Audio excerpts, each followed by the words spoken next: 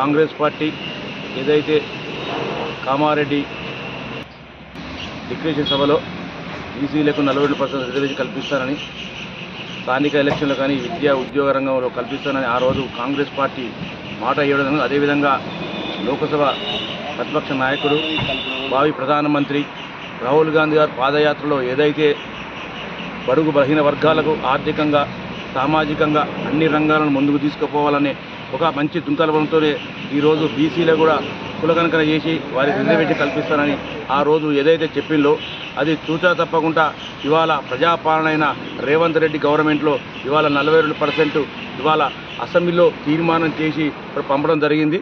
ఇవాళ ఆ తీర్మానాన్ని ఇవాళ రాష్ట్ర గవర్నర్ ఆమోదించవలసిన అవసరం ఉన్నది. ఇవాళ కేంద్రంలో బీజేపీ ప్రభుత్వం ఉండడం వల్లనే ఇవాళ గవర్నర్ గారు ఆమోదించలేకపోతున్నారు. అదే ఇక్కడ నేను బీజేపీ వాళ్ళు ఒకటే అడుగుతున్నా, ఇక్కడ మీకు కూడా 8 మంది ఎంపీలను కూడా ఇవాళ తెలంగాణ ప్రజలు ఇవ్వడం జరిగింది.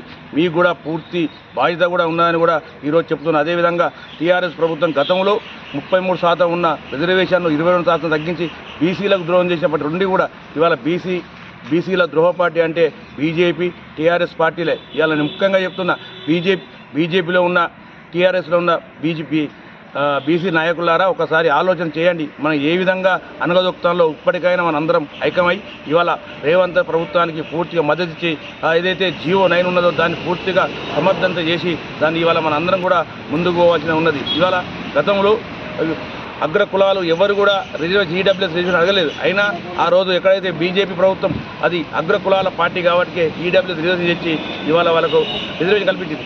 ఇవాళ అదే అంటున్నారు, ఇవాళ రాజ్యాంగంలో ఉన్న 50% రిజర్వేషన్ను దాటినట్లు ఇవాళ అదేవిధంగా వాళ్ళకి ఇచ్చిన 10% రిజర్వేషన్ వల్ల ఇలా 60% దాటలే అని కూడా మేము అడుగుతున్నాం.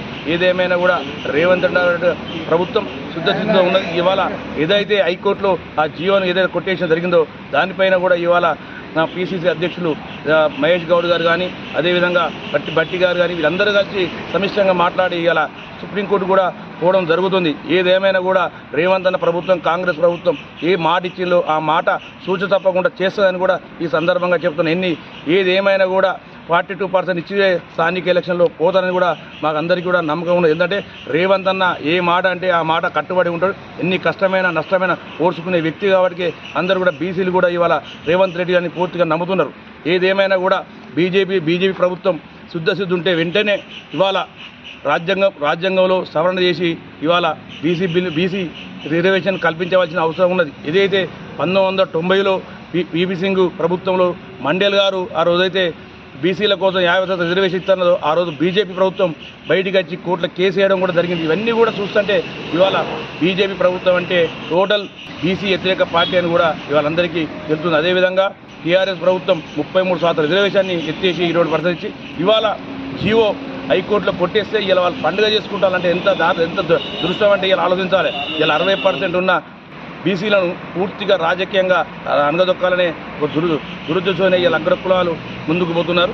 ఏదేమైనా కూడా ఖచ్చితంగా రేవంత్ అన్న గారి ప్రభుత్వంలో 40% రిజర్వేషన్ కల్పిస్తారని కూడా మా కల్పన. ఇలా బీసీలందరూ కూడా ఏకమవుతుంది. ఇది ఒక మంచి శుభప్రదం. ఎందుకంటే గతంలో 70 ఏళ్ళు కూడా ఇవాళ 70 ఏళ్ళ నుంచి కూడా ఇలా బీసీని అనగదొక్కుంటూ వస్తుంటే ఇవాళ ఇలా హైకోర్టులో ఏదైతే కొట్టేది జరిగిందో ఇవాళ మా బీసీలందరూ కూడా కన్నుమీరుపై అందరూ కూడా ఇవాళ అందరూ ఏకమవుతారు. ఇక అన్ని కులాలు ఏదైతే తెలంగాణ ఉద్యమంలో ఏవైతే అందరూ జేఏసీ ఏ విధంగా ముందుకు వెళ్ళో ఇవాళ అదేవిధంగా బీసీలు ఉన్న అన్ని కులాలు ఏకమై కూడా ఇలా కొట్లాడి ఏదేమైనా కూడా రిజర్వేషన్ చెప్తుంది. ఇలా బీజేపీ వాళ్ళం కానీ టీఆర్ఎస్ వాళ్ళం కానీ ఎక్కడ వాళ్ళ ఇంట్లో కూడా వాళ్ళ ఆఫీసులు కూడా ముందు కూడా ధర్నాలు చేస్తాం రాష్ట్ర వ్యాప్తంగా. ఎందుకంటే పూర్తి ఇలా బీసీలకు మద్దతు ఇవ్వాలని కూడా మేము చెప్తున్నాం. ఇది ఇక్కడ ఇక్కడే చెప్తున్నాం. ఇవాళ భారత స్వతంత్రం వచ్చి 80 ఏళ్ళు పూర్తవుతుంది.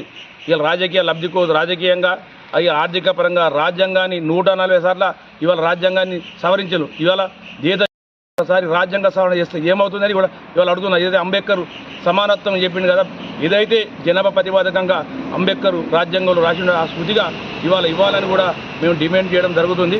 ఏదేమైనా ఖచ్చితంగా కూడా 40% రిజర్వేషన్ కాంగ్రెస్ పార్టీ ఇస్తారని కూడా మాకు పూర్తిగా నమ్మకం ఉందని చెప్తుంది.